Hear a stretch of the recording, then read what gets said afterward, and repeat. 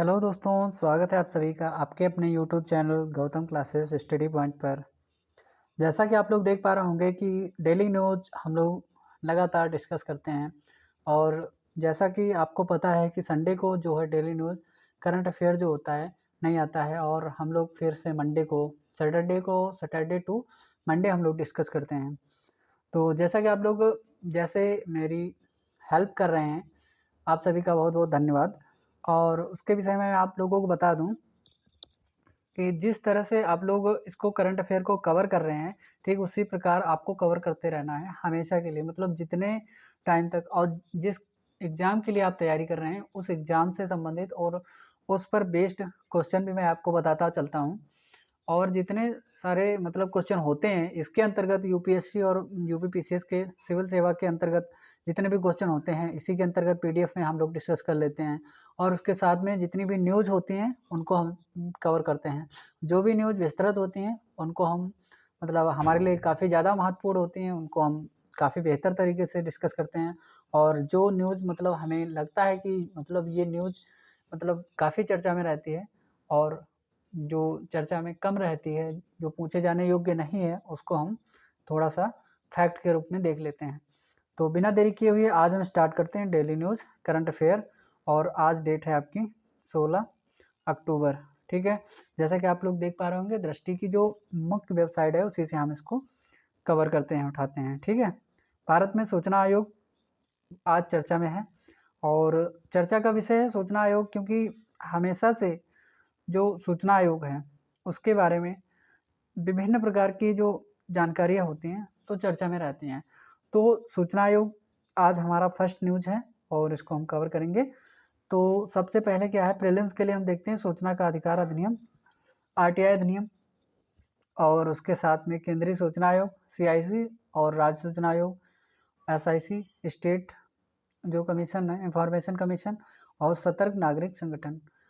इसके साथ में मेंस के लिए हमारा सूचना का अधिकार अधिनियम 2005 का जो है आईसीटी एक्ट, और इसको हम आईटीसी सॉरी आरटीआई एक्ट, ठीक है, राइट टू इंफॉर्मेशन अधिनियम जो है हमारा उसको 2005 का उसको देखेंगे। और उसके बाद में हम देखते हैं कि जो मेंस के लिए है, देश में शासन व्यवस्था किस प्रकार की है, पारदर्शिता है या नहीं है, जवाबदेही है या नहीं है, इस पर इसका जो प्रभाव पड़ता है। जो हमारा आरटीआई एक्ट है, राइट टू इंफॉर्मेशन एक्ट है, जो 2005 का है, इसका मतलब इन जो शासन व्यवस्था है और पारदर्शिता है और जवाबदेही है, लोगों की जिम्मेदारी है। जैसे जिम्मेदारी किसकी होती है, आम नागरिक की भी जिम्मेदारी होती है, जो शासन प्रशासन में लोग होते हैं उनकी भी जिम्मेदारी होती है कि वो अपनी जवाबदेहितापूर्ण कार्य करें और उसके साथ साथ में क्या करें, और उस जो उसमें ट्रांसपेरेंसी होती है कार्य में अपने ट्रांसपेरेंसी बना रखें।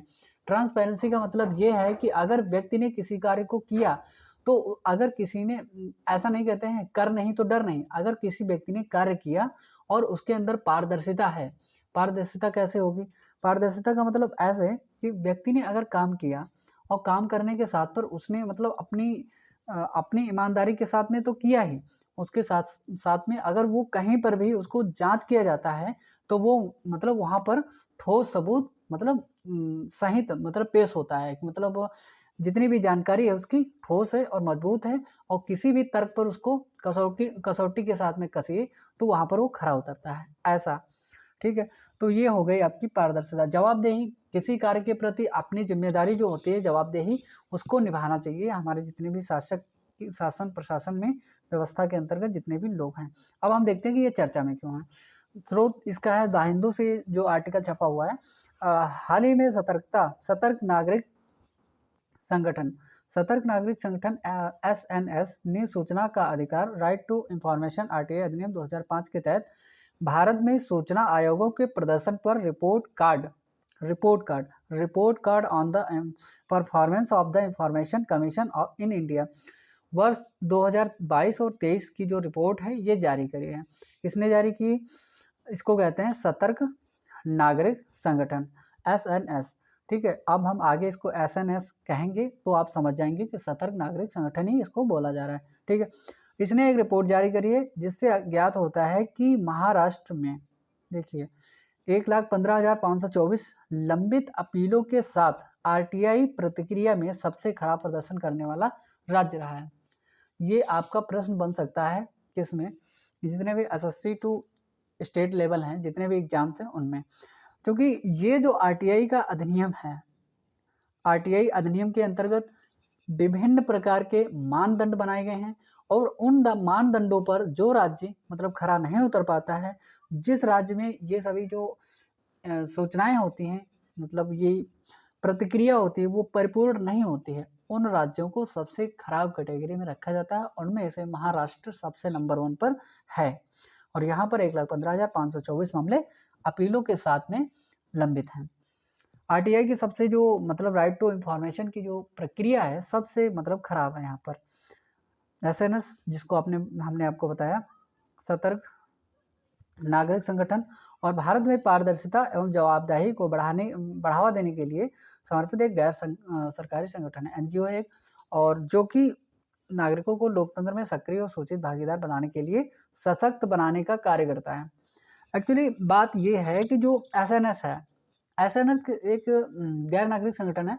इसके अंतर्गत जितने भी मतलब नागरिक होते हैं, वो नागरिकों को कहता है कि मतलब आप लोकतंत्र में रहते हैं, तो अभी कोई भी व्यक्ति है मतलब बिल्कुल शांत सा, उसको आप मान लीजिए, अगर किसी व्यक्ति के मतलब कोई भी समस्या आ रही है, ठीक है, तो अगर वो किसी के ऊपर कोई समस्या आ रही है और वो भी बिना कारण जाने उसके, तो वो क्या कर सकता है कि मतलब अगर सरकार के थ्रू आ रहा है या किसी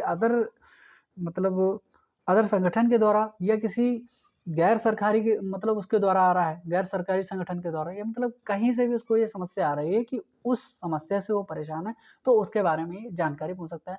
अगर किसी भी व्यक्ति को सक्रिय रहना है, मतलब जो लोकतंत्र है उसमें सक्रिय रहना बहुत ज़रूरी है। अगर आप सक्रिय नहीं रहेंगे, वर्तमान जैसे लोकतंत्र है, भारत में अगर लोकतंत्र है तो वहाँ पर सक्रिय रहना बहुत ज़रूरी है। अगर आप अपनी भूमिका नहीं निभाते हैं तो आप एक तरह से जैसे 1947 से पहले आप गुलाम थे, उसी तरह से गुलामों की ज़िंदगी जी सकते हैं, क्योंकि आपको यहाँ पर स्वतंत्रता दी गई है, किस लिए? ताकि आप सक्रिय रहें, आपको कुछ मूल अधिकार दिए गए हैं, मौलिक अधिकार हैं और राज्य की कुछ जिम्मेदारियाँ दी गई हैं उसके आपके प्रति, और आपकी जिम्मेदारियाँ हैं कुछ राज्य के प्रति। इन सभी के कर्तव्यों को मौलिक कर्तव्यों को, मौलिक अधिकारों को जानते हुए आपको सक्रिय रहना बहुत आवश्यक है। इसलिए होता क्या है, जो हमारा लोकतंत्र है इसीलिए कहता है कि आरटीआई जो अधिनियम है, एसएनएस है, इसके विषय में लोगों को जागरूक करता है, ठीक है। रिपोर्ट कार्ड के महत्वपूर्ण बिंदु हैं और उनके बारे में थोड़ी सी जानकारी हम लेते हैं कि लंबित अपीलों की दूसरी सबसे बड़ी जनसंख्या कहाँ पर, कर्नाटक में है, जो कि 41,000 के आसपास है, और सूचना आयोग के कुल लंबित अपीलों के बारे में जानकारी देने से इनकार कर दिया है। मतलब जितनी भी टोटल लंबित अपीलें हैं उनके बारे में सूचना आयोग ने ऐसी जानकारी से मतलब देने से इनकार किया है और वर्ष 2022 में सबसे खराब प्रदर्शन क्या कर दिया रहा है। वर्ष 2023 में समग्र स्थिति कैसी है, 27 राज्यों के सूचना आयोग जितने मतलब स्टेट इंफॉर्मेशन कमीशन है, जितने भी 3,21,537 जो अपीलें आई थी वहाँ पर, और ये शिकायतें इतनी क्या हैं, लंबित हैं। मतलब इतनी 3,21,000 के आसपास जितनी भी शिकायतें थी वो लंबित हैं अभी, और बैकलॉग लगातार क्या हो रहा है, बढ़ रहा है, ठीक है, बैकलॉग। विगत वर्षों की स्थिति क्या है? वर्ष 2019 के आकलन से ज्ञात हुआ कि 26 चुनाव सूचना आयोगों में कुल 2,18,347 अपील शिकायतें लंबित थी, जो कि वर्ष 2021 में बढ़कर कितनी हो गई, 2,86,325 हो गई। फिर वर्ष 2022 में बढ़कर 3 लाख तक पहुंच गई। अब देखिए, वर्ष 2019 के आकलन से ज्ञात होता है कि 2,18,000 अपीलें लंबित थी। उसके बाद में 2021 में बढ़कर कितनी हो गई, 2,86,000, और ये संख्या 2022 में बढ़कर 3 लाख प्लस हो गई, ठीक है। और निष्क्रिय सूचना आयोग, अब देखिए निष्क्रिय सूचना आयोग को मतलब निष्क्रिय सूचना आयोग क्यों कहा जा रहा है? 4 सूचना आयोग कौन कौन से हैं? झारखंड, तेलंगाना, मिजोरम, त्रिपुरा, इनको दिया गया है दर्जा निष्क्रिय सूचना आयोग का, ठीक। इनका कारण ये है क्योंकि पद छोड़ने, देखिए निष्क्रिय हैं क्योंकि पद छोड़ने के बाद रिक्त पदों पर कोई नया सूचना आयुक्त नियुक्त नहीं किया गया। अब देखिए, किसी भी कार्य को अगर करना है तो वहाँ पर जो कार्य करता है उसका होना बहुत आवश्यक है। अगर इन 4 राज्यों में कोई सूचना आयुक्त नया नियुक्त ही नहीं किया गया, मतलब पहले से जो भी व्यक्ति था, मतलब सूचना आयुक्त था हमारा, वो रिटायर हो गया या कहीं दूसरी जगह ट्रांसफर हो गया।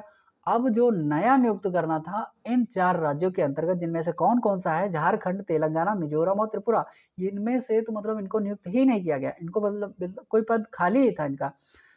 जबकि सूचना आयोग जो होता है, सूचना आयुक्त होता है, उसकी बहुत ही महत्वपूर्ण भूमिका होती है हमारी मतलब इसमें। और 6 सूचना आयोग, केंद्रीय सूचना आयोग और मणिपुर, छत्तीसगढ़, महाराष्ट्र। देखिए यहाँ पर केंद्रीय सूचना आयोग भी लिखा है, इसको भी आप हाईलाइट करिएगा। केंद्रीय सूचना आयोग के साथ साथ में मणिपुर, छत्तीसगढ़, महाराष्ट्र और बिहार, पंजाब के जो सूचना आयोग हैं, राज्य सूचना आयोग हैं, ये वर्तमान में नेतृत्वहीन हैं। अब इसको आप क्या कहेंगे? हमारा जो केंद्रीय सूचना आयोग है, यही हमारा अगर नेतृत्वहीन है, तो हम इसको क्या कह सकते हैं बताइए अब? तो इसका कारण है कि हमें क्या करना चाहिए, जो हमारा सूचना आयोग है, ठीक है, केंद्रीय सूचना आयोग है, उसमें सबसे पहले तो सूचना आयुक्त होना चाहिए। उसके बाद में जितने छत्तीसगढ़, मणिपुर और महाराष्ट्र, बिहार, पंजाब हैं, इनमें भी नेतृत्व करने के लिए सूचना आयोग का होना बहुत आवश्यक है। अगर सूचना आयोग नहीं होता है तो समस्याएं यूं ही जारी रहेंगी। अब देखिए हम निपटान इनका कैसे कर सकते हैं, थोड़ी सी इसके बारे में जानते हैं। आकलन से ज्ञात होता है कि पश्चिम बंगाल सूचना आयोग SIC को मौजूदा मानकों के आधार अनुसार किसी मामले में निपटान में अनुमानित 24 वर्ष और 1 महीने का समय लगेगा। अब आप मान लीजिए अगर जो वेस्ट बंगाल का सूचना आयोग है, राज्य सूचना आयोग, अगर उसको मतलब मामले निपटाने हैं तो उसको लग जाएंगे 24 साल 1 महीना।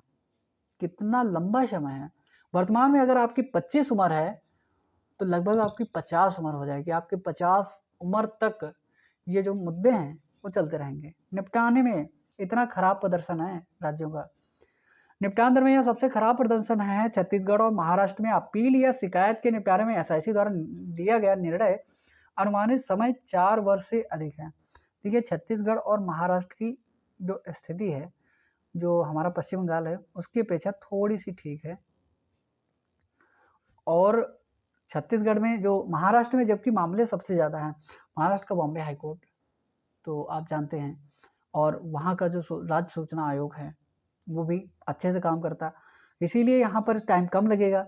और जो आपका वेस्ट बंगाल है वहाँ पर अगर राज्य सूचना आयोग सही से काम नहीं करेगा तो वहाँ के जो निपटाने वाले जो मामले हैं वो तो लंबित रहेंगे ही, और काफ़ी लंबा समय चला जाएगा। और यहाँ पर कितना समय है? 4 वर्ष। लोग मतलब यहाँ अगर जो सूचना आयोग है अगर निपटाएगा तो 4 वर्ष से अधिक समय लग सकता है। आकलन से पता चलता है कि 10 सूचना आयोग हैं, इनको किसी अपील शिकायत निपटारा करने में लगभग 1 वर्ष से अधिक समय लग सकता है। 10 सूचना आयोगों को 1 वर्ष या थोड़ा सा इससे ज़्यादा समय लग सकता है। केंद्रीय सूचना आयोग और राज्य सूचना आयोग, आप इनकी संविधान में जो स्थिति कहाँ पर है अब हम देख सकते हैं। केंद्रीय सूचना आयोग सेंट्रल इंफॉर्मेशन कमीशन CIC क्या है? स्थापना है CIC की सूचना का अधिकार अधिनियम 2005 के प्रावधानों के तहत वर्ष 2005 में केंद्र सरकार द्वारा की गई थी। देखिए एक ये संवैधानिक निकाय है, ठीक, संवैधानिक निकाय नहीं है, संवैधानिक निकाय नहीं है, एक वैधानिक निकाय है। इसको अधिनियम के द्वारा बनाया गया है, इसीलिए संविधान की जो अंतर्गत मतलब आता है वो मतलब संवैधानिक निकाय नहीं है, ठीक।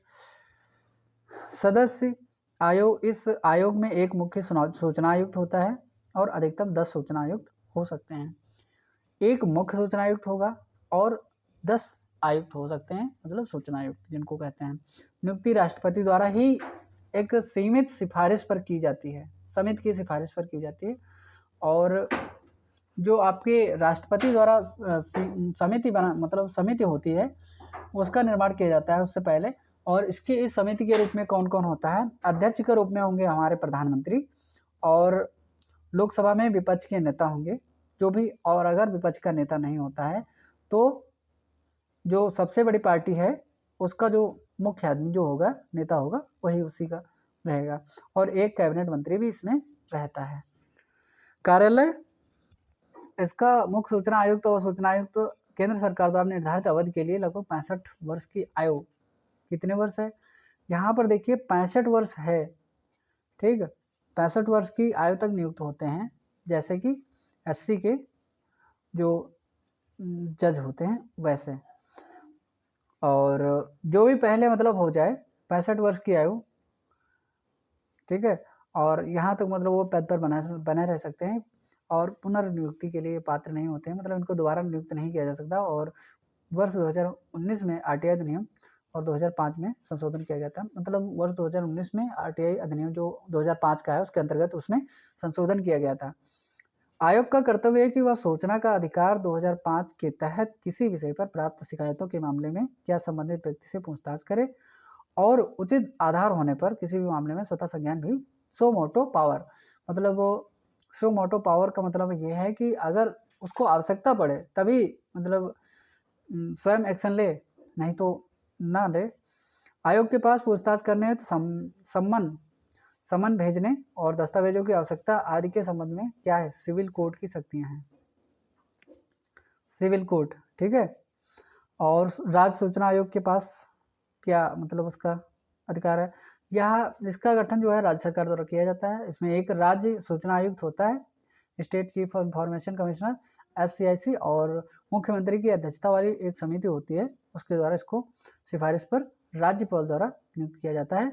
अधिकतम एक मुख्य सूचना आयुक्त होता है और अधिकतम 10 राज्य सूचना आयुक्त होते हैं, 10 वहाँ 10 यहाँ, ठीक है, एक मुख्य यहाँ एक मुख्य वहाँ। और सूचना का अधिकार अधिनियम, इसको आप देख सकते हैं और ये मेंस में क्वेश्चन पूछा जा चुका है, ठीक है। राज्य सूचना अधिकार अधिनियम, श्री कुलवाल बनाम जयपुर नगर निगम मामले में सर्वोच्च न्यायालय ने निर्णय के माध्यम से वर्ष 1986 में आरटीआई कानून की उत्पत्ति हुई, जिसमें यह निर्देश दिया कि संविधान के अनुच्छेद 19 के तहत प्रदान की गई भाषण एवं अभिव्यक्ति स्पष्ट रूप से सूचना का अधिकार है। देखिए आर्टिकल 19 में दिया गया जो सूचना वाक और अभिव्यक्ति का अधिकार है वो क्या है, स्वतंत्र रूप से सूचना का अधिकार ही है, और जानकारी के बिना सूचना वाक और अभिव्यक्ति की स्वतंत्रता नागरिकों द्वारा पूरी तरह से उपयोग नहीं किया जा सकता है। देखिए अगर किसी के पास जानकारी है कि आर्टिकल में क्या क्या लिखा है और इतना हमें मतलब करना चाहिए, उतना ही वो उपयोग करे, और जानकारी ना होने के कारण लोग उपयोग भी नहीं कर पाते हैं उसका। इसीलिए इसका उद्देश्य भारतीय नागरिकों को व्यवहारिक रूप से सरकार और विभिन्न सार्वजनिक उपयोगिता सेवा प्रदाताओं से कुछ प्रारंभिक प्रश्न पूछने के अपने अधिकारों का प्रयोग करने में सक्षम बनाता है। किसी भी जो व्यक्ति होता है, जो नागरिक होता है, भारतीय नागरिक, ठीक है, तो उससे व्यवहारिक रूप से मतलब किसी भी सरकार, मतलब जो उसकी सरकार होती है, विभिन्न सार्वजनिक उपयोगिता वाले सेवा प्रदाताओं से कुछ मतलब अगर कोई सर्विसमैन है, आप कहीं भी जाते हैं और वहाँ पर आपको किसी के साथ बात करनी है, अगर कोई अभद्र टिप्पणी करता है आपके ऊपर तो आप उससे प्रश्न पूछ सकते हैं, आप अपने अधिकार का उपयोग कर सकते हैं और न्यायालय तक उसको पहुँच सकते हैं।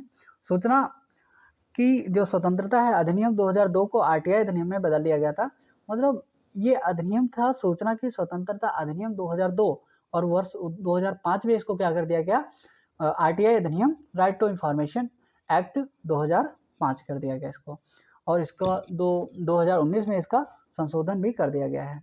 इस अधिनियम का उद्देश्य नागरिकों को सरकारी एजेंसियों की त्वरित सेवाओं का लाभ उठाने में मदद करना, क्योंकि यह अधिनियम उन्हें सवाल पूछने में सक्षम बनाता है कि किसी भी विशेष आवेदन या आधिकारिक कार्यवाही में देरी क्यों होती है।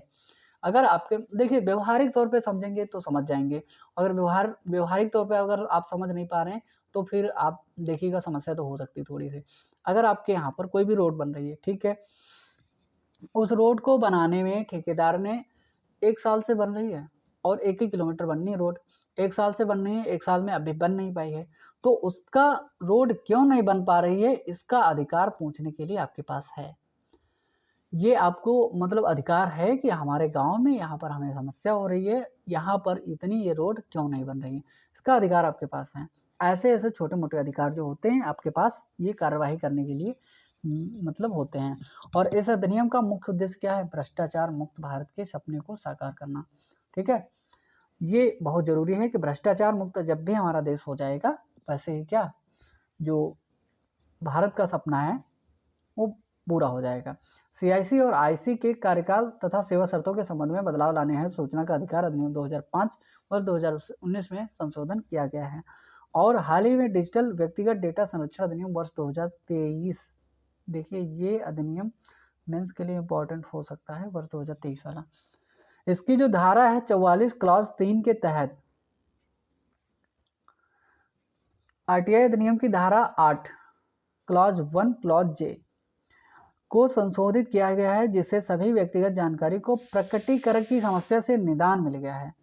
देखिए आपको ये कोई फोर्स नहीं कर सकता है कि आप अगर किसी व्यक्तिगत समस्या या व्यक्तिगत परेशानी या व्यक्तिगत जानकारी आप अपने पास रखना चाहते हैं तो आपको कोई फोर्स नहीं करेगा।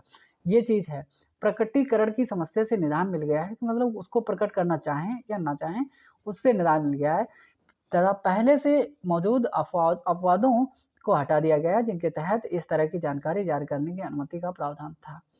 मतलब इस तरह की जानकारी, कोई भी जानकारी हो वो व्यक्ति आपसे पूछ ही सकता है, ऐसी जानकारी थी। अगर आपके पास पर्सनल कोई इन्फॉर्मेशन है तो वो चाहे आप उसको बताएं और चाहे तो ना भी बताएं। कोई भी भारतीय नागरिक किसी भी प्राधिकरण से विलंबित IT refund, driving licence, passport आदि के लिए आवेदन करने हैं तो आधारभूत अवसंरचना परियोजना के पूर्ण होने पर मौजूदा विवरण की प्राप्ति आवेदन करने हेतु स्वतंत्र है। देखिए ड्राइविंग लाइसेंस बनानी हो, चाहे पासपोर्ट बनानी हो, चाहे आईटी रिफंड करवाना है, ये सारे के सारे कार्य जो आपके लिए हैं ये आप करवा सकते हैं, उसके लिए आप स्वतंत्र हैं। देश में विभिन्न प्रकार के राहत कोषों के तहत आवंटित राशि के बारे में जानकारी मांगने की भी स्वतंत्रता है आपके पास।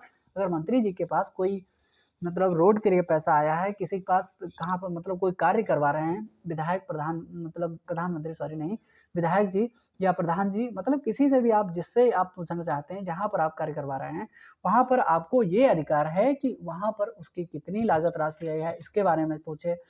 और यहाँ तक कि अगर कोई मतलब नेता आपके पास वोट मांगने आता है, यहाँ तक कि आपके पास इतना भी अधिकार है कि आप उसकी प्रॉपर्टी के बारे में भी पूछ सकते हैं। इतना अधिकार है आपके पास राइट टू इन्फॉर्मेशन अधिकार के तहत। आप उसके पास ये भी पूछ सकते हैं कि आपके पास कितनी प्रॉपर्टी है इसके बारे में आप जानकारी दीजिए। लेकिन ऐसा कोई नहीं करता है कि हाँ किसी नेता या मंत्री या विधायक से पूछे कि हाँ तुम्हारे पास प्रॉपर्टी, भाई कागज़ दिखाओ अपने, मतलब दिखाओ कितना कितना तुम्हारे पास प्रॉपर्टी है, कहाँ पे बंगला तुम्हारा, कहाँ पे गाड़ी, कहाँ पे घर, मतलब कितनी खेत, ये सब इन सब के बारे में कोई पूछता नहीं है। लेकिन हाँ तुम्हारे पास अधिकार है। इसीलिए कहते हैं कि लोकतंत्र में अगर रहना है तो सक्रिय बहुत ज़रूरी रहना है। सक्रिय नहीं रहोगे तो गुलाम हो जाओगे, गुलामों की तरह फिर से रहोगे, ये चीज़ है।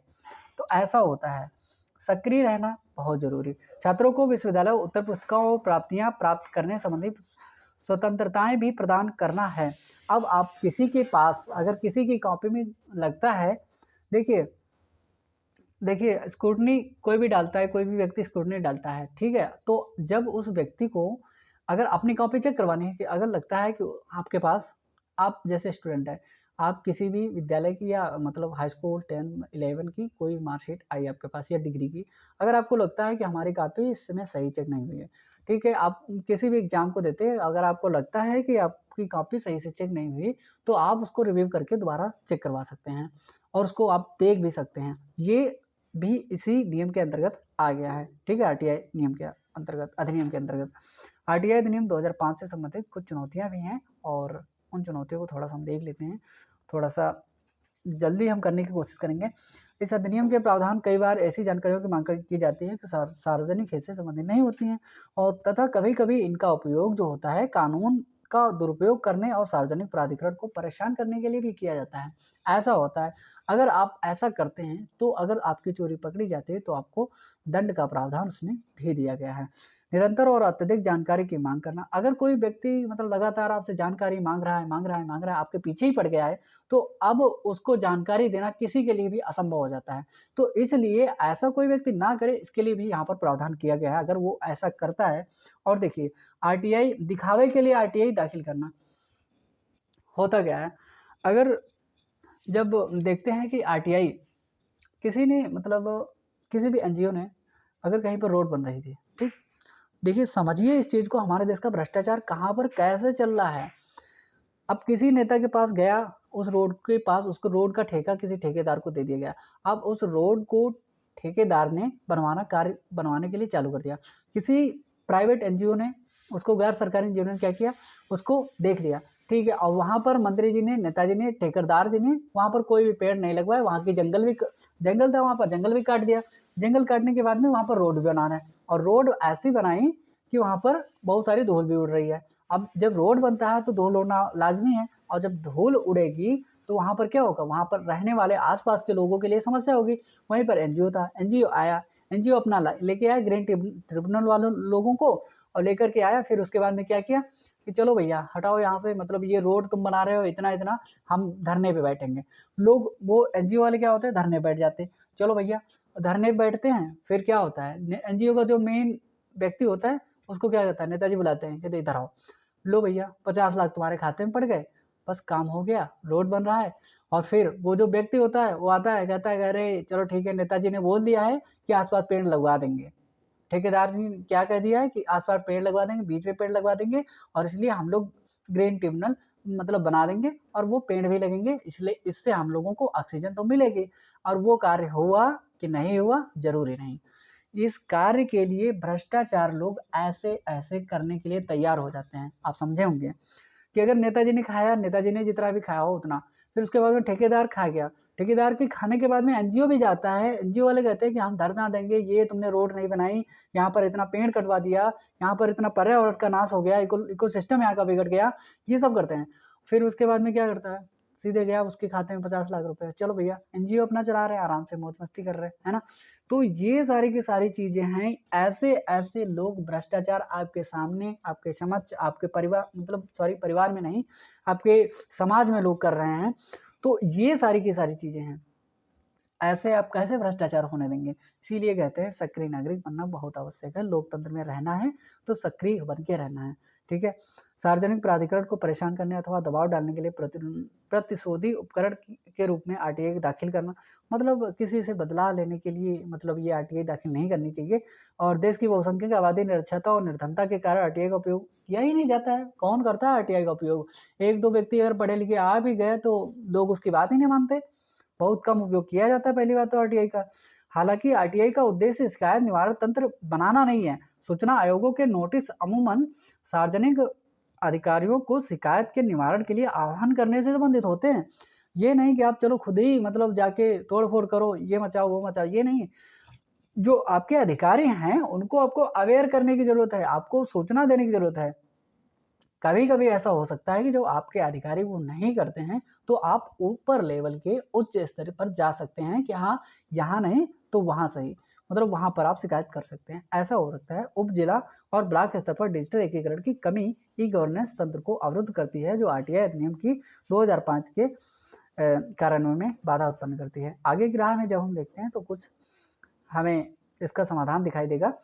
जनता, जो लोकतंत्र होता है जनता द्वारा जनता के लिए, जनता का शासन है। और हम क्या कहते हैं, हमारे नेताजी क्या कहते हैं, ये सरकार हमारी नहीं है, ये सरकार आप सबकी है, ऐसे ही कहते हैं।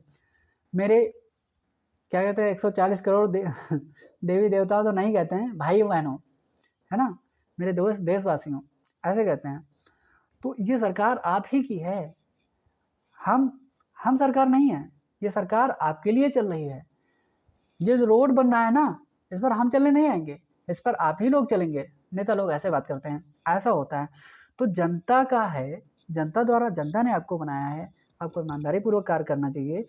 अगर कोई पैसा जनता के लिए आया है तो जनता तक डीबीटी के माध्यम से या जैसे भी पहुंच रहा है उसको स्वेच्छापूर्वक, बिना भ्रष्टाचार के, ईमानदारी सहित, जिम्मेदारी के साथ, जवाबदेही, पारदर्शिता के साथ में अगर पहुंचे लोगों तक तो जनता खुश रहेगी, ठीक है।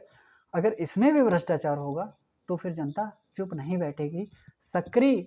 और हाँ, जब तक जनता जागरूक तब तक नहीं होगी जब तक उसे इन सब के बारे में पता नहीं होगी। आरटीआई अधिनियम है क्या, आरटीआई पता नहीं लोगों को। अब आप किसी भी गांव के जाएंगे, सर्वे करेंगे, अगर उसमें गांव में 500 लोग हैं तो उसमें से 10 लोगों को या 5 ही लोगों को क्या पता है कि हाँ आरटीआई होता है कुछ, बस आरटीआई होता है कुछ, इतना पता होगा। ये आरटीआई अधिनियम क्या है, आपके पास कितनी जानकारी है, आप हड़ताल भी कर सकते हैं, कैसे हड़ताल होगी, ये सब जानकारी नहीं है। तो ऐसे ऐसे लोग, हमारी देश में अशिक्षा ज़्यादा है, अशिक्षा ज़्यादा होने के कारण नेता लोग फ़ायदा ज़्यादा उठा लेते हैं।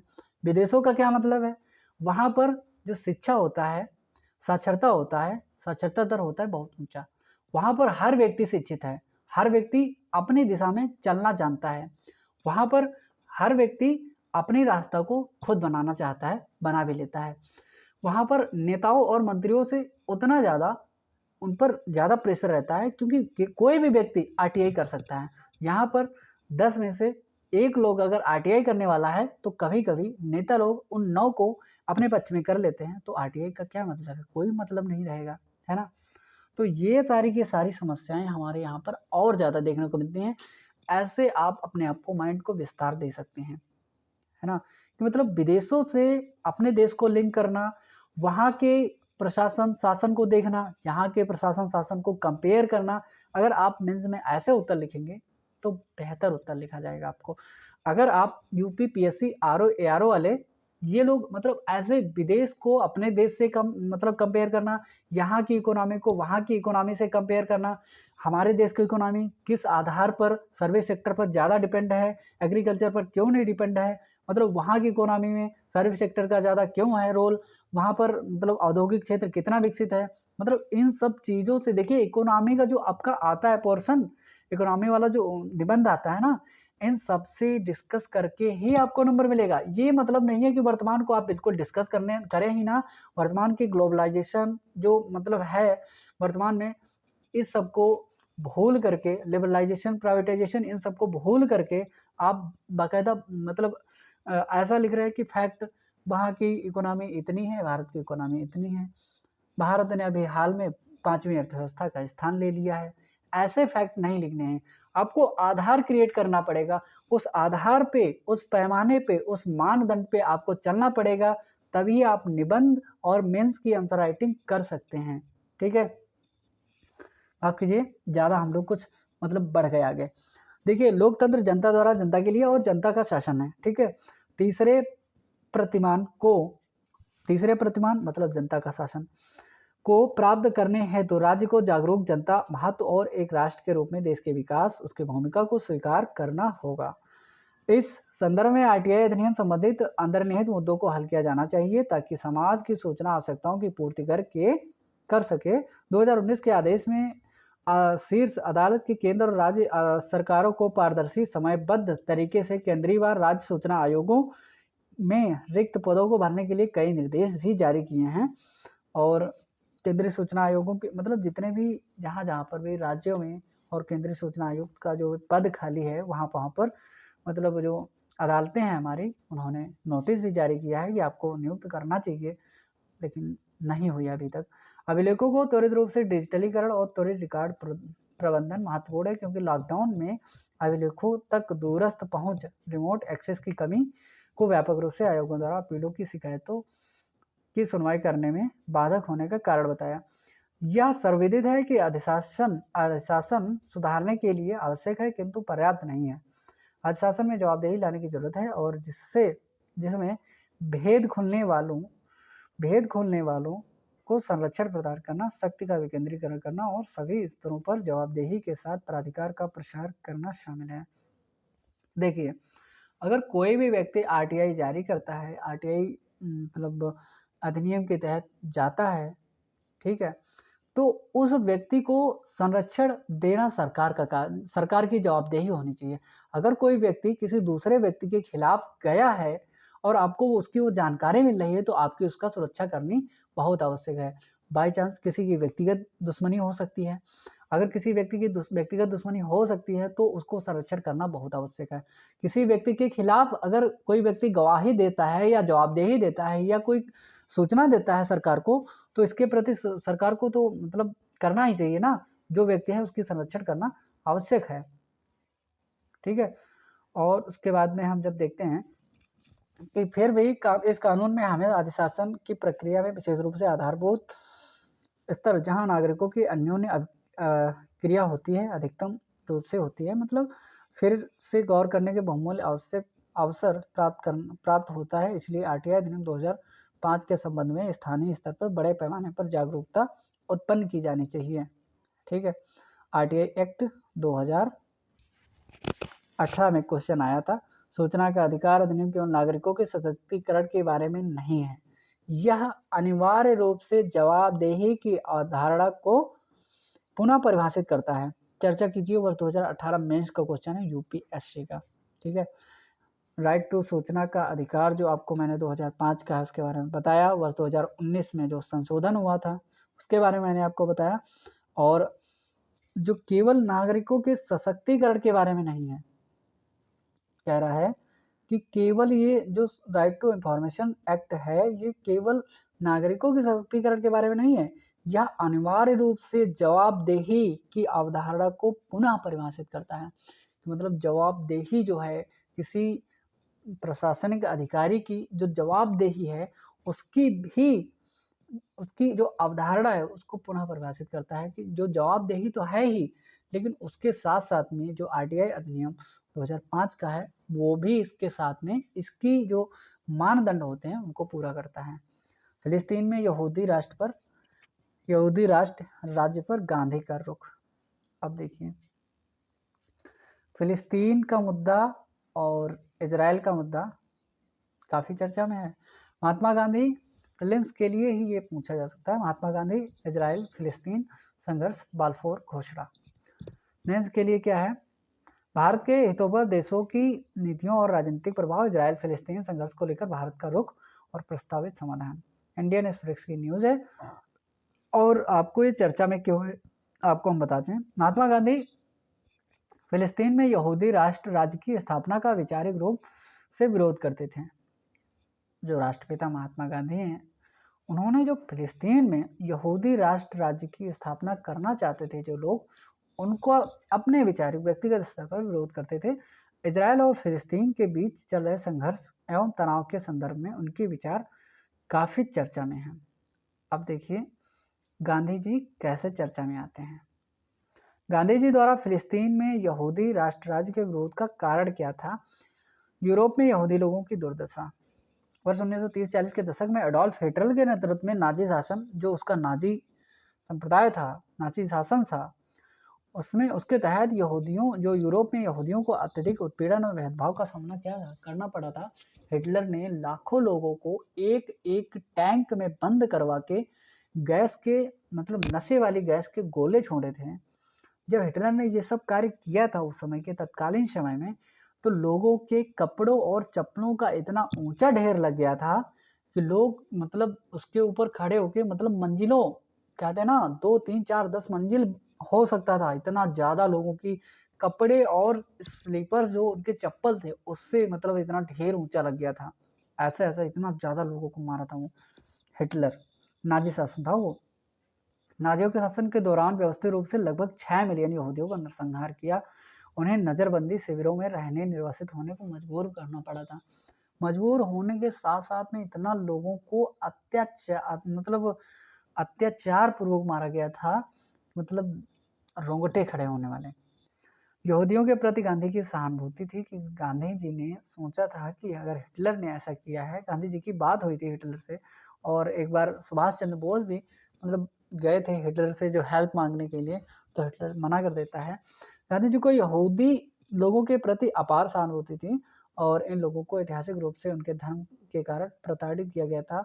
गांधी जी ने पाया कि यूरोप में यहूदियों और भारत के अछूतों के साथ होने वाले व्यवहार में काफ़ी समानताएं हैं। उन्होंने दोनों समुदायों के साथ होने वाले अमानवीय व्यवहार की काफ़ी आलोचना भी की थी। वर्तमान जो भारत में है आज भी, देखिए मैं साफ तौर पर कहता हूँ, छुआछूत अब भी मौजूद है। लोग कहते हैं कहाँ दिखाई नहीं देती, तो आपको दिखाई नहीं देगी।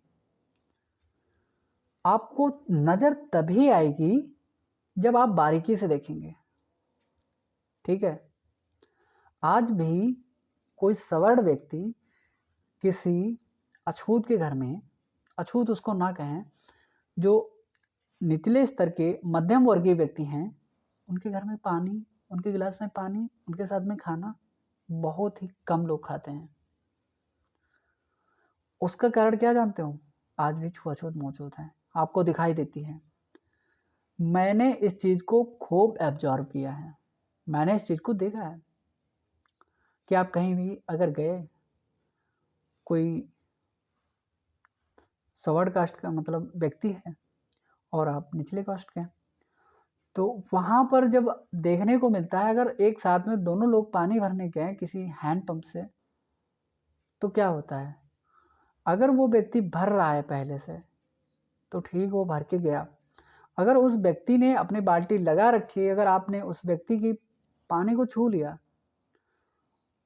तो उस पानी को फेंक देता है, क्योंकि आपने उसकी बाल्टी को छू लिया। ऐसा अगर है तो आप क्या कहेंगे कि छुआछूत मौजूद है या नहीं? तो ऐसे तो साफ नज़र आती है, ठीक है।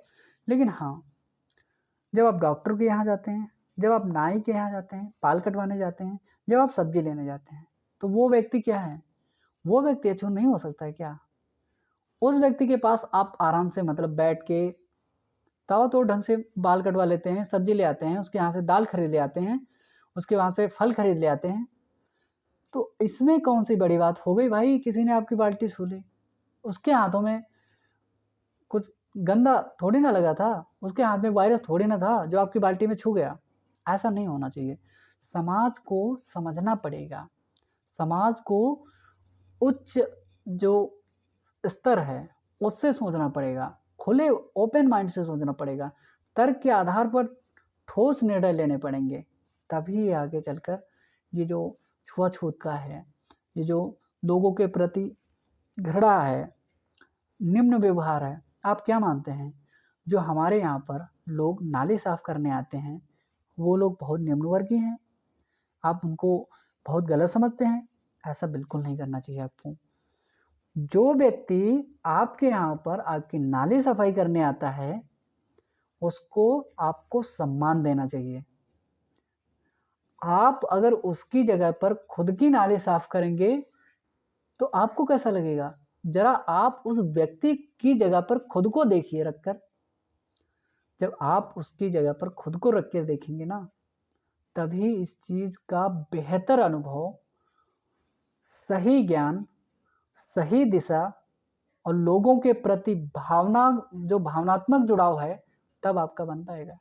ऐसा नहीं बनेगा कि लोग चलो यार वो ऐसा ठीक है हटाओ, वो सही कपड़े नहीं, नहाता नहीं, मतलब वो गरीब है। ऐसे लोगों की पहचान, लोगों की हीन दृष्टि, लोगों की भावनाएं आग नहीं करनी चाहिए। पता नहीं कौन सा व्यक्ति कौन सी समस्या में है। मान लिया आप अमीर हैं और सामने वाला व्यक्ति गरीब है, अगर आप उसकी कोई मदद नहीं कर सकते तो मैं आपसे रिक्वेस्ट करूंगा कि आप उसको भला बुरा भी ना कहें। किसी भी व्यक्ति की भावनाएं किस स्तर तक, किस हद तक आहत हो सकती हैं,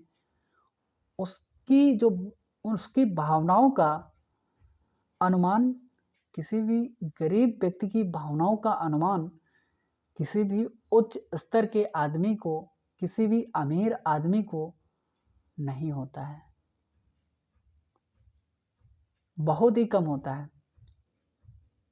तो ये सारी की सारी चीज़ें जिस हिसाब से वहाँ पर यहूदियों को मतलब टैंक में भर भर के वो मार रहा था, ठीक उसी समय, लगभग उसी समय यहाँ पर भी छुआछूत बहुत बड़े स्तर पर थी और गांधी जी इसके विरोधी थे, इसके विरोधी थे गांधी जी।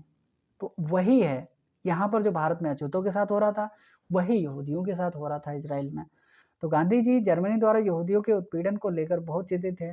जर्मनी में हिटलर कर रहा था, तो उनका मानना था कि इस तरह के उत्पीड़न को रोकने के लिए अगर जर्मनी के साथ युद्ध करना पड़े तो यह उचित होगा।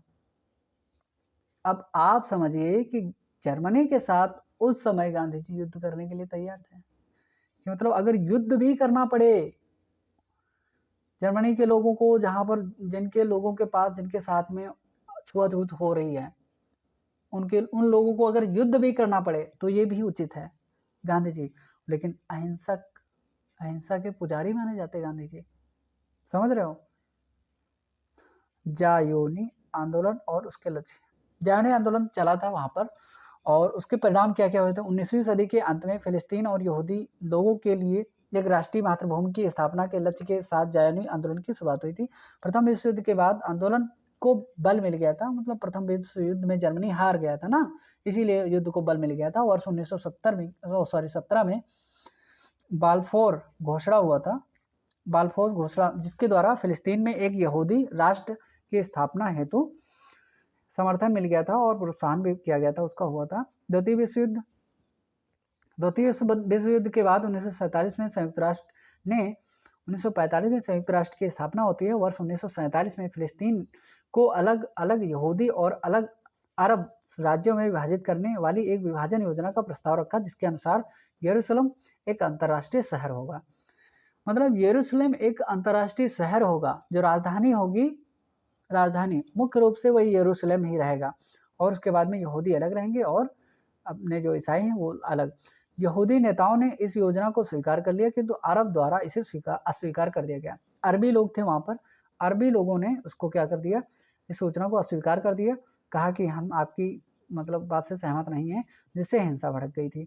और 14 मई 1948 को इजराइल को आधिकारिक तौर पर एक स्वतंत्र राज्य को घोषित करना पड़ा था। ठीक, उसके बाद में क्या हुआ था, यहूदी राष्ट्र राज्य के प्रति गांधी का विरोध क्या है, इसके बारे में जानते हैं, क्योंकि गांधी मेंस के लिए और प्री के लिए दोनों पॉइंट ऑफ व्यू से महत्वपूर्ण है, और किसी भी एग्जाम में गांधी जी से संबंधित एक क्वेश्चन जरूर आता है और पूछा ही जाता है। गांधी जी ने फिलिस्तीन में यहूदी राष्ट्र राज्य को गलत और अमानवीय बताते हुए क्योंकि मानते हुए इसका विरोध किया, और उनका मानना था कि यहूदी मातृभूमि की स्थापना के लिए मूल अरब आबादी को विस्थापित करना मानवता के खिलाफ अपराध कृत्य होगा। अब देखिए, यहूदी जो लोग थे उनकी मातृभूमि की स्थापना करने के लिए, उनको वहाँ पर रखने के लिए जो अरब व्यापारी, उनको भगाना नहीं चाहिए, उनको हटाना नहीं चाहिए, अरब लोग हैं जो भी, और इसके मतलब अपराध के, ये मानवता के खिलाफ अपराध होगा, इसके ऐसा नहीं करना चाहिए। गांधी जी को लगा कि यहूदी केवल अरबों की सद्भावना से फिलिस्तीन में बस सकते हैं, और इसके लिए उन्हें ब्रिटिशों के साथ जुड़ाव को कम करना होगा।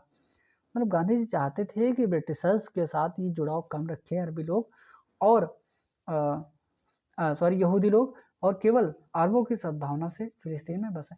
मतलब अरब लोग हैं, उनके साथ ही और सहमति से ये लोग यहाँ पर बसें फिलिस्तीन में। उनका मानना था कि कोई भी धार्मिक कृति जैसे यहूदियों का फिलिस्तीन लौटना गंभीरता से नहीं बल्कि अरबों की सद्भावना के साथ लागू होना चाहिए। गांधी का मानना था कि फिलिस्तीन में यहूदी मातृभूमि की अवधारणा दुनिया भर में यहूदी अधिकारों की लड़ाई का खंडन करती है। जो मतलब फिलिस्तीन में यहूदी मातृभूमि थी, उसकी जो अवधारणा थी दुनिया भर में कहीं भी यहूदी अधिकारों की लड़ाई का जो खंडन करती है। उन्होंने सवाल किया कि यदि फिलिस्तीन यहूदियों का एकमात्र घर है, तो वे क्या दुनिया के उन हिस्सों को छोड़ेंगे जहां पर वे पहले से बसे हुए हैं। उन्होंने कहा कि ठीक है, मान लिया यहूदी मतलब यही फिलिस्तीन में ही रहेंगे, तो वे क्या चाहते हैं कि मतलब अगर यहूदी यहीं पर रहेंगे, फिलिस्तीन में ही रहेंगे, और अरबी लोग नहीं रहेंगे, तो वे क्या चाहते हैं, दूसरी जगह फिलिस्तीनी नहीं रहेंगे, यहूदी लोग नहीं रहेंगे, अगर वो लोग यहाँ का छोड़ दे तब तो ठीक है, फिलिस्तीन में ही रहें, ऐसा कह रहे थे गांधी जी, अकेले रहें। गांधी जी के रुख को भारत की इजराइल और फिलिस्तीन नीति पर क्या था प्रभाव पड़ा था, और उसको देखते हैं कि क्या प्रभाव पड़ा। गांधी जी की राय और उनके स्वयं के साम्राज्यवाद का विरोध भारत के पहले प्रधानमंत्री जवाहरलाल नेहरू पर गहरा प्रभाव पड़ा। वे दशकों तक उभरते हुए राष्ट्र की विदेश नीति को आकार देने के लिए जिम्मेदार थे, जिसके कारण भारत ने फिलिस्तीन को विभाजित करने वाले संयुक्त राष्ट्र प्रस्ताव 181 के खिलाफ वोट किया। जो प्रस्ताव था संयुक्त राष्ट्र संघ ने दिया था, संयुक्त राष्ट्र संघ द्वारा, उसके प्रस्ताव के विरोध में इन्होंने अपना मत प्रदान किया, डाला, और 17 सितंबर 1950 को भारत ने आधिकारिक तौर पर इजराइल राज्य को मान्यता दी। लेकिन प्रधानमंत्री पीवी नरसिम्हा राव द्वारा वर्ष 1992 में आधिकारिक राजनयिक संबंध स्थापित किए गए। संबंध कौन स्थापित कर रहा है, पीवी नरसिम्हा राव। वर्ष 1992 में प्रधानमंत्री थे वो तब, उस समय 1992 में भारत फिलिस्तीन मुक्ति संगठन पीएलओ को एकमात्र फिलिस्तीनी प्रतिनिधि के रूप में स्वीकार करने वाले पहले गैर अरब देशों में से एक था। कि मतलब जो फिलिस्तीन मुक्ति संगठन था उसको स्वीकार करने वाला पहला गैर अरबी देश था भारत। वर्ष 1988 में भारत ने फिलिस्तीन को एक राज्य के रूप में मान्यता दे दी थी और 1950 में 17 सितंबर 1950 में इजराइल को मान्यता दी गई थी। ठीक, और हालांकि समय के साथ विदेश नीति में भी कुछ बदलाव आए और उसके रणनीतिक आर्थिक हितों को दर्शाते हैं। हाल ही में भारत, इजराइल, फिलिस्तीन दोनों के साथ में अपने संबंधों को संतुलित करते हुए दो राज्य समाधान, टू स्टेट सॉल्यूशन को प्राथमिकता देने और शांतिपूर्ण तरीके से दोनों देशों के लिए आत्मनिर्णय अधिकार के साथ डीहाइफनेशन नीति स्थापित करने की ओर बढ़ गया है। भारत ने कहा कि ठीक है, आप दो लोग हैं तो दो स्टेट वहाँ पर बनाइए, टू स्टेट पॉलिसी लागू करिए, इसी से आपको समाधान मिल सकता है और शांतिपूर्वक रहिए। ऐसा भारत ने डीहाइफनेशन की नीति को अपनाया है। इजराइल फिलिस्तीन कॉन्फ्लिक्ट, अब आप देख सकते हैं यहाँ पर इंग्लिश में दिया हुआ है। यूएन अडॉप्टेड, कब अडॉप्ट किया था 181 में रेजोल्यूशन को, और 1947 स्टेट जो आपको मैंने हिंदी में बताया वही सब है यहाँ पर। ठीक है, उसके बाद में यूपीएससी में क्वेश्चन आया था, इजराइल ने कुछ अरब राज्यों के साथ राजनयिक संबंध स्थापित किए हैं। कथन 1। कथन 2 था, अरब की शांति पहल सऊदी अरब की मध्यस्थता से इजराइल और अरब लीग द्वारा हस्ताक्षरित हुआ है। इसके बारे में कौन सा कथन सही है? कथन 1 और कथन 2 दोनों सही हैं और कथन 2 एक की सही व्याख्या है और इसका उत्तर है सी, कथन 1 सही है किंतु कथन 2 क्या है? गलत है। मतलब जो अरब की शांति की जो पहल है, ये मतलब इस अरब लीग द्वारा हस्ताक्षरित नहीं की गई थी और कभी कभी समाचारों में टू स्टेट सॉल्यूशन शब्द का उल्लेख किस संदर्भ में किया जाता है? आप देखिए, इजराइल। ठीक है, यहाँ पर उत्तर है आपका इजराइल। ये वर्तमान में 2018 में क्वेश्चन पूछा गया था यूपीएससी में और अब ये पूछा जा सकता है स्टेट पीसीएस के एग्जाम में और अदर एग्जाम में।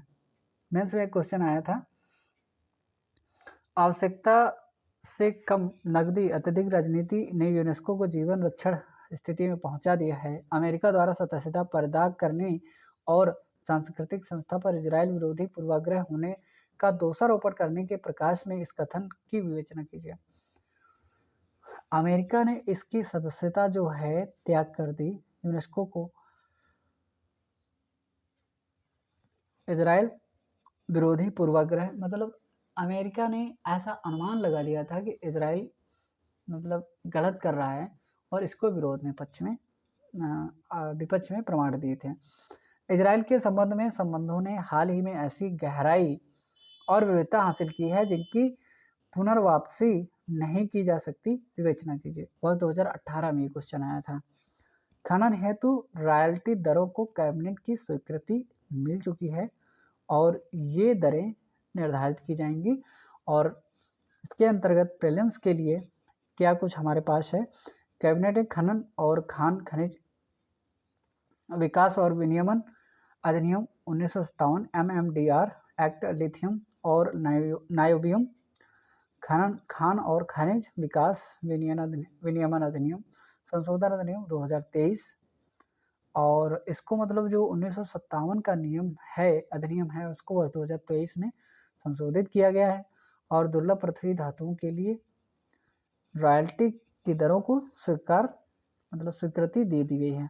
कैबिनेट ने खनन विश्व भर में प्रमुख प्राकृतिक संसाधनों के वितरण दक्षिण एशिया और भारतीय उपमहाद्वीप के लिए रॉयल्टी दरों को दी मंजूरी। इसके विषय में देखते हैं स्रोत। ये जो आपका आया था आर्टिकल जो PIB में आया था, प्रेस इंफॉर्मेशन ब्यूरो में, और हाल ही में केंद्रीय मंत्रिमंडल ने 3 महत्वपूर्ण रणनीतिक खनिजों अर्थात लिथियम, नायोबियम एवं दुर्लभ मृदा तत्व। देखिए, अब यहाँ पर आपका क्वेश्चन ये तैयार हो गया। ठीक है, हाल ही में मतलब केंद्रीय मंत्रिमंडल द्वारा निम्नलिखित में से किन धातुओं या खनिजों को मतलब खनिजों के खनन के लिए बिल पास कर दिया है? ऐसा क्वेश्चन आ सकता है। तो इसके अंतर्गत है लिथियम, नायोबियम और दुर्लभ मृदा वाले तत्व। दुर्लभ मृदा वाले तत्व जो बहुत ज़्यादा सक्रिय नहीं हैं और बहुत ज़्यादा अपनी एक्टिवनेस को नहीं दिखा पाते, वो दुर्लभ मृदा वाले तत्व, उनके लिए भी खनन के लिए मतलब जैसे कोयला, इनके लिए खनन के लिए भी मतलब वो मंजूरी मिल गई है। तो रॉयल्टी की दर को निर्दिष्ट करने के लिए खान और खनिज विकास तथा विनियमन अधिनियम 1957 की दूसरी अनुसूची में संशोधन को मंजूरी दे दी है। दूसरी अनुसूची में संशोधन को मंजूरी दे दी गई है, ठीक है, सेकंड अनुसूची में, ठीक है। और इसके बाद में इससे केंद्र सरकार देश में पहली बार लिथियम नाइट्रियम और REE के मतलब जो दुर्लभ पदार्थ हैं उनके ब्लॉकों की नीलामी कर सकेगी, ठीक है। तो जो इसके अंतर्गत दुर्लभ तत्व हैं उनको भी रखा गया है। लिथियम नायोबियम तो है ही है, जो दुर्लभ तत्व हैं मृदा तत्व उनको भी रखा गया है। खान और खनिज विकास विनियमन संशोधन अधिनियम वर्ष 2023 संसद द्वारा पारित किया गया है, जो 17 अगस्त 2023 से लागू हो जाएगा। अब ये क्वेश्चन आपका बन सकता है कि कब से लागू होगा खान और खनिज विकास अधिनियम, कब से लागू होगा? 17 अगस्त 2023 से। ये क्वेश्चन आपके स्टेट PCS में पूछा जा सकता है और अदर एग्जाम में।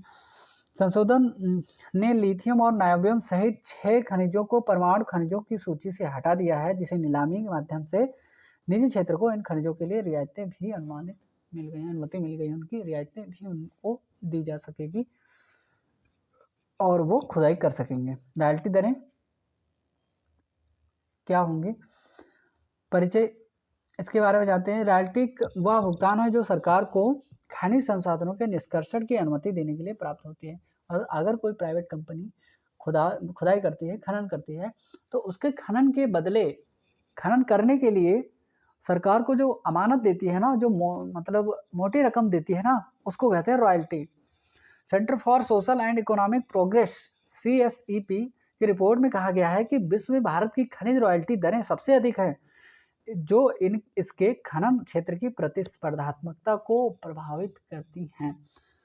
मान लिया अगर ये दरें कम होती तो प्राइवेट कंपनियां ज़्यादा एक्टिव होती, और अगर ये दरें ज़्यादा हैं तो प्राइवेट कंपनियां कम एक्टिव हैं, उतना लाभ नहीं ले पाती हैं, इसलिए प्राइवेट कंपनियों को मतलब उतना इंटरेस्ट इसमें नहीं होता है। इसलिए मतलब CSEP कहता है, centre for social and economic progress के द्वारा ये रिपोर्ट जारी करी। प्रमुख संशोधन कौन कौन से हैं? MMDR अधिनियम की दूसरी अनुसूची विभिन्न खनिजों के लिए रॉयल्टी दरों का प्रावधान करती है। देखिए ये दूसरी अनुसूची है, इसको महत्वपूर्ण मतलब बिंदु के रूप में हमें रखना चाहिए, क्योंकि ये पूछी जा सकती है कि कौन सी अनुसूची में संशोधन किया गया है। संशोधन से इन खनिजों के लिए रॉयल्टी के लिए काफ़ी कम हो गई है। जो रॉयल्टी की दरें हैं उनको कम किया गया है वर्तमान में इस मतलब संशोधन के बाद। उदाहरण के लिए लिथियम खनन पर लंदन मेटल एक्सचेंज मूल्य के आधार पर 3% की रॉयल्टी लगेगी, लंदन मेटल एक्सचेंज मूल्य के आधार पर, ठीक है। और नायोबियम भी प्राथमिक और द्वितीय स्रोतों के मामले में ASP पर गणना की 3% रॉयल्टी के अधीन होगा, मतलब इस पर भी 3% ही लगेगा। और रेयर अर्थ ऑक्साइड REE में वह अयस्क जिसमें सबसे अधिक पाया जाता है, और ASP औसत बिक्री मूल्य के आधार पर 1% की रॉयल्टी लगेगी, ठीक है। खान मंत्रालय ने इन खनिजों के ASP की गणना का तरीका निर्धारित किया है, जिसके आधार पर बिड पैरामीटर निर्धारित किए जाएंगे। कौन से? बिड पैरामीटर को निर्धारित किया जाएगा। और आयात को कम करने, इलेक्ट्रॉनिक वाहन EV को बढ़ावा देने के लिए, अंतिम उपयोग को उद्योगों को स्थापित करने के लिए खनन को बढ़ावा देने की मांग की गई है। प्रयास का महत्व क्या है? हमारे प्रयास, निजी क्षेत्र की भागीदारी बढ़ेगी, क्योंकि सरकार ने इन खनिजों को निर्दिष्ट परमाणु सूची से हटा दिया, इसलिए संशोधन निजी क्षेत्र के लिए नीलामी रियायतों के माध्यम से भागीदारी का मार्ग प्रशस्त होगा, और जो हमारा जो रिसर्च और डेवलपमेंट का क्षेत्र है वो अधिक से अधिक रिसर्च कर पाएगा, बढ़ेगा, और मतलब विभिन्न प्रकार की जो इससे जानकारियाँ होंगी वो जुटा सकता है और सरकार के साथ में साझा भी कर सकता है। ग्लोबल बेंचमार्किंग व्यावसायिक दोहन हो सकता है, घरेलू खनन और उद्योगों को बढ़ावा मिल सकता है, शुद्ध शून्य कार्बन उत्सर्जन लक्ष्य मतलब जीरो जो कार्बन का लक्ष्य रखा गया है वर्ष 2070 तक शुद्ध शून्य कार्बन उत्सर्जन को मतलब लक्ष्य को प्राप्त करना, ये भी आवश्यक है, ये भी किया जा सकता है। चीन के विरुद्ध रणनीतिक प्रयास हो सकते हैं, जैसे कोई हथियार बनाया गया तो चीन के विरुद्ध, चीन तो वर्तमान में बहुत ज़्यादा वैसे भी एक्टिव हैं, देशों के खिलाफ मतलब ऐसी नीतियाँ अपनाता है, तो उनको मतलब पंगु बना देता है, पंगु बना करके उनके बंदरगाह और मतलब कई सारी चीज़ों पर मतलब अधिकार अपना निभा ले मतलब ले लेता है। लिथियम REE और नाइबियम से संबंधित मुख्य बिंदु क्या हैं? लिथियम क्या है? इलेक्ट्रिक वाहनों, लैपटॉप, मोबाइल फ़ोन में उपयोग की जाने वाली जो बैटरी होती है उसका बनता है, ठीक है? और इसके जो भंडार हैं लिथियम के, जम्मू कश्मीर, राजस्थान, गुजरात, उड़ीसा और छत्तीसगढ़ जैसे राज्यों में अन्वेषण के प्रयास किए जा रहे हैं। दुर्लभ मृदा तत्व कौन-कौन से हैं? इनके बारे में जानते हैं। इलेक्ट्रिक वाहनों में प्रयुक्त स्थायी चुंबक मोटरों के लिए RE अति आवश्यक है, स्थायी चुंबक के उपयोग के लिए। देखिए, जो इलेक्ट्रिक वाहन होते हैं इनमें स्थायी चुंबक लगाया जाता है और इनके लिए दुर्लभ मृदा तत्व बहुत ज़रूरी हैं। ये मुख्य रूप से चीन से प्राप्त संसाधित होते हैं, जो भारत की आपूर्ति श्रृंखला की चुनौती को दर्शाता है। दुर्लभ पृथ्वी तत्वों के खनन से पर्यावरण प्रभाव पड़ सकता है। भारत पर्यावरणीय सौहार्दता को ध्यान में रखते हुए RE की आपूर्ति को सुनिश्चित करने के लिए ये कार्य कर रहा है। देखिए, मानते हैं कि जो दुर्लभ मृदा तत्व हैं इनसे पर्यावरण प्रदूषण तो बढ़ेगा, सिंपल सी बात है। लेकिन जितना हमारा वहाँ पर जो खर्चा होता है, जो हम चाइना को पैसा दे देते हैं, उससे वहाँ से मतलब ये सब लाने में, दुर्लभ मृदा तत्व वहाँ से आयात करने में, जब हम उससे आयात कर लेते हैं, जितना यहाँ पर पैसा दे देते हैं उसको चाइना को, उतना अगर हम यहाँ पर पैसा अगर लगा देंगे तो उससे कहीं ज़्यादा हमें क्या मिल जाएगा, एनवायरनमेंट की शुद्धता और हमारे यहाँ पर जो कार्बन सिंकनेस है उसको बढ़ा सकते हैं, है ना? तो ऐसा किया जा सकता है। नाइबियम को भी मतलब यहाँ पर रखा गया है और नाइबियम का उपयोग मिश्र धातुओं एलॉय को मजबूत करने के लिए किया जाता है और उन्हें जेट इंजन, इमारतों और तेल गैस पाइपलाइनों, MRI स्कैनर के मैग्नेट होते हैं उनके आदि के निर्माण विभिन्न अनुप्रयोगों के लिए विशेष रूप से उपयोगी बनाता है। नाइबियम एक चांदी जैसी धातु है जो अपनी सतह पर ऑक्साइड की परत के कारण संक्षारण के प्रति अत्यधिक प्रतिरोधी होती है और नाइबियम चांदी जैसी दिखने वाली एक धातु है जिसकी सतह पर ऑक्साइड की परत मौजूद होती है, इसे अत्यधिक संक्षारण रोधी बनाती है। देखिए, एक रहा आपका नाइबियम, ठीक। देखिए, ये जो चर्चा में है, क्वेश्चन UPSC से यहीं से उठाती है, स्टेटमेंट यही बनाएगी कि नाइबियम एक चांदी जैसी दिखने वाली धातु है। ये स्टेटमेंट बना सकती है, मुख्य स्टेटमेंट ऐसा बना सकती है, सही बात है। जो अपनी सतह पर ऑक्साइड की परत के कारण संक्षारण के प्रति अत्यधिक प्रतिरोधी है और यहाँ पर क्या लिखेगा, अत्यधिक की जगह पर कम प्रतिरोधी है, ठीक है। और ऐसा भी लिख सकता है कि प्रतिरोधी नहीं है। देखिए, ध्यान से देखेंगे ना तो प्रश्न आपके इसी में बनते चले जाएंगे और आप ऐसे ही आगे बढ़ेंगे। और नाइबियम चांदी जैसी दिखने वाली एक धातु है जिसकी सतह पर ऑक्साइड की परत मौजूद नहीं होती है। ये स्टेटमेंट बन सकता है, जिसकी सतह पर ऑक्साइड की परत मौजूद होती है। ऐसा भी क्वेश्चन हो सकता है, ऑक्साइड की परत स्पष्ट दिखाई देती है। ऐसा भी क्वेश्चन हो सकता है, इसे अत्यधिक संक्षारण रोधी बनाने के लिए ऑक्साइड की परत क्या होती है, इस पर चढ़ाई जाती है, बाद में चढ़ाई जाती है। ऐसा भी हो सकता है। मतलब चारों ओर से आपको क्वेश्चन को ओपन करना है और ओपन माइंड से सोचना है, उसके बाद ही इस चीज़ को देखना है, तभी आप कर पाएंगे क्वेश्चन। नहीं तो UPSC बहुत चारों ओर का निचोड़ पूछा जाता है, PCS में और IAS में भी। भारत में खनन क्षेत्र का परिदृश्य है क्या? विनिर्माण क्षेत्र की रीढ़ इसको कहा जाता है भाई। और जब खनन क्षेत्र ज़्यादा होगा हमारे पास तो क्या होगा, विनिर्माण क्षेत्र अपने आप डेवलप होता चला जाएगा। अगर हमारे पास संसाधन है, कच्चा माल उपस्थित है, अवेलेबल है, तो हम क्या कर सकते हैं, तो उसके लिए रिसर्च और डेवलपमेंट की ही तो आवश्यकता होगी। हम अपनी वस्तुएं बनाने लगेंगे, अपना निर्यात बढ़ा देंगे, अपने जो देश में वस्तुएं जितनी भी बनती हैं उनको और एक्सपोर्ट करने लगेंगे और ज़्यादा बढ़ाएंगे, है ना, धन कमाएंगे। खनन उद्योग का देश की अर्थव्यवस्था में काफ़ी योगदान है, वो तो है ही। यह विनिर्माण और बुनियादी ढांचा के क्षेत्रों के लिए रीढ़ की हड्डी का कार्य करता है, ठीक। और खनन और उत्खनन क्षेत्र का घरेलू उत्पादन में 2.5% का योगदान, 2.5% का खनन और उत्खनन क्षेत्र का जो योगदान है लगभग यहाँ पर 2.5% है। और विस्तार लोहा इसका उत्पादन के मामले में भारत विश्व स्तर पर लोहा के मामले में हमारा देश चौथे नंबर पर है, और विश्व भर में कोयला उत्पादन के मामले में भारत वर्ष 2021 में दूसरे स्थान पर था। संयुक्त रूप से वित्त वर्ष 2021 में 4.1 मीट्रिक टन प्रतिवर्ष एल्यूमीनियम उत्पादन प्राथमिक प्रति और भारत विश्व भर में दूसरे स्थान पर था। एल्यूमीनियम में दूसरे स्थान पर, कोयला में दूसरे स्थान पर, लोहा में चौथे स्थान पर। ठीक है, अब देखिए भारत की रैंकिंग क्या है, इसके बारे में जानते हैं। कोयला और लिग्नाइट सेकंड, स्टील कच्चा तरल सेकंड, जस्ता स्लैब थर्ड नंबर पर, एल्यूमिनियम में प्राथमिक एल्यूमिनियम थर्ड नंबर, और क्रोमाइट अयस्क एवं सांद्रण के क्षेत्र में चौथे नंबर पर, लौह अयस्क के क्षेत्र में चौथे नंबर पर, ग्रेफाइट चौथे नंबर पर, मैग्नीज के अयस्क पाँचवें नंबर पर, बॉक्साइड हमारे पास कम है, छठे नंबर पर हम हैं, तांबा परिष्कृत तांबा की बात हो रही है यहाँ पर 7th पोजीशन पर हम हैं। वर्ष 2023 में भारत में विद्युतीकरण के विस्तार और समग्र आर्थिक विकास के कारण खनिज की मांग में 3% की क्या हुई है, वृद्धि हुई है, और होने की संभावना है, वृद्धि हुई नहीं है। वर्ष 2023 जो होगा मतलब उसका खनन जो किया जाएगा 3% की वहाँ पर वृद्धि होने की संभावना है। भारत को इस्पात और एल्यूमिनियम के उत्पादन और रूपांतरण से काफ़ी लाभ होता है। इसका प्रमुख जो कारण है इसकी रणनीतिक अवस्थिति है, जो निर्यात क्षमता के विकास के साथ साथ एशियाई बाजारों में इसकी जो तेज़ी से विकसित होने में जो है मदद करते हैं। ठीक है, और उसके बाद में ये आपको दिखाई दे रहा होगा मेटल्स एंड माइनिंग। यहाँ पर आप देख पाएंगे कि कहाँ पर किसका साइज कितना बड़ा है, और फरवरी 2023 की ये रिपोर्ट है।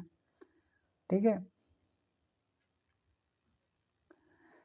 की ट्रेंड्स मतलब किस प्रकार से धीरे धीरे बढ़ रहा है 2022 18 से लेकर 19 20 21 22 में।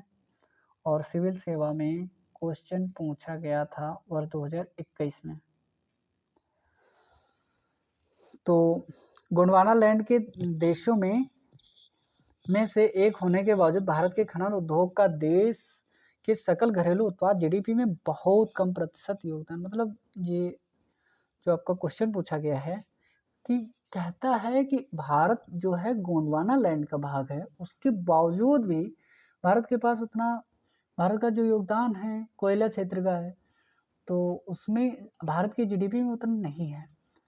कारण क्या है, हमारे यहाँ पर जो कोयला है तो वो मतलब उच्च स्तर का कोयला नहीं है, हमारे यहाँ पर जो कोयला है निम्न स्तर का कोयला है। ठीक है, इसीलिए वो इतना जीडीपी में योगदान नहीं दे पाता है। कोयले का भंडार तो है लेकिन निम्न स्तर का है। प्रतिकूल पर्यावरणीय प्रभाव के बावजूद कोयला खनन विकास के लिए अभी भी अपरिहार्य है। विवेचना कीजिए, वर्ष 2017 का क्वेश्चन है। प्रतिकूल पर्यावरणीय प्रभाव के बावजूद, इसका कारण ये है कि हमारे वातावरण पर गलत इफेक्ट पड़ने के बावजूद भी हमें आज भी कोयला खनन की आवश्यकता पड़ रही है। और इसकी आवश्यकता क्यों पड़ रही है, मुख्य उद्देश्य इस प्रश्न का यही है। ठीक है, आज भी हम इसकी खुदाई क्यों कर रहे हैं, खनन क्यों कर रहे हैं, इसलिए ये क्वेश्चन है। उसके बाद में देखते हैं, एक न्यूज़ रही थी आपकी, अंटार्कटिका के ऊपर बड़े ओजोन छिद्र का पता चल गया है। भारत की पहली कार टी सेल थेरेपी को स्वीकृति मिल चुकी है, और आप इन दोनों न्यूज़ को चर्चा में देख लीजिएगा। ठीक है, और अगर आगे आने वाले टाइम में मिलेंगे हमको तो हम आपको जरूर डिस्कस कर लेंगे। तो यहाँ तक रही आपकी न्यूज़ और आज समाप्त होती है। काफ़ी लंबा मैंने आपका टाइम ले लिया होगा, तो इसलिए आप न्यूज़ को अपने दोस्तों के साथ में साझा ज़रूर करते रहें, और इसलिए हम आपको डेली का डेली प्रोवाइड करते हैं। देखिए, जो कंसेप्ट बेस है, आपका कंसेप्ट तभी, आपका माइंड तभी ओपन होगा जब आप बेहतर तरीके से व्यवहारिक स्तर पर लेकर के और उच्च स्तर तक सोचेंगे।